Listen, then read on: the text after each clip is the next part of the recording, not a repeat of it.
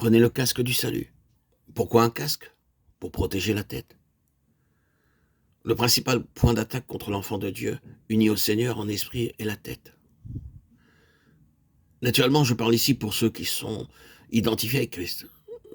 C'est une des conditions. Ceux qui sont à Christ ont crucifié la chair avec ses passions et ses convoitises. Galates 5,4. Nous ne parlons pas ici de ce domaine-là, mais de la guerre spirituelle dans les lieux célestes. Ici, le point vulnérable pour l'attaque est la tête, cette partie de l'armure que vous devez donc prendre continuellement, et le casque qui doit vous couvrir la tête. Qu'est-ce? Le casque du salut. Le salut de votre tête aussi bien que le salut de votre cœur. Psaume 148.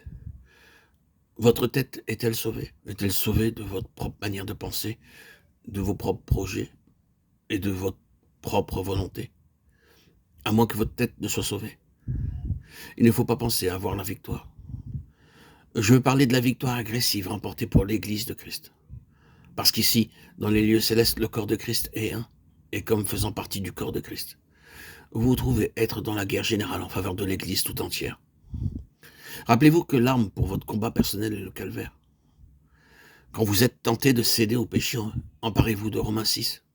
C'est pourquoi mettez le casque.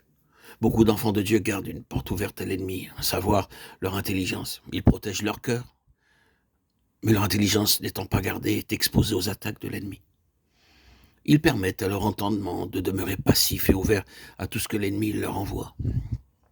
Ils ne savent pas reconnaître les pensées qui leur viennent des mauvais esprits. Les pensées désobligeantes, l'esprit de critique et de jugement viennent des esprits malins et ne sont pas vôtres, si, du moins, ils ne viennent pas de votre cœur et d'un choix délibéré de votre volonté.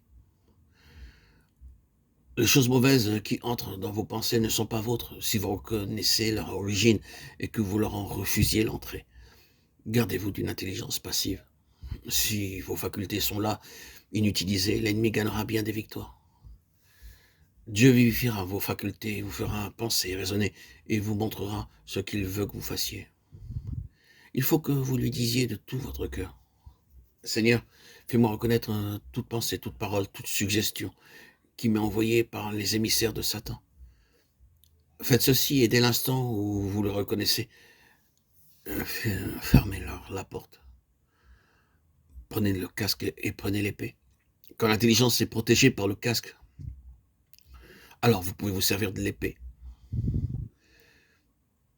de l'esprit, pour vous frayer un chemin à travers l'oppression de l'air. Ensuite, il faut vous servir du bouclier, prendre le bouclier pour éteindre les dards enflammés.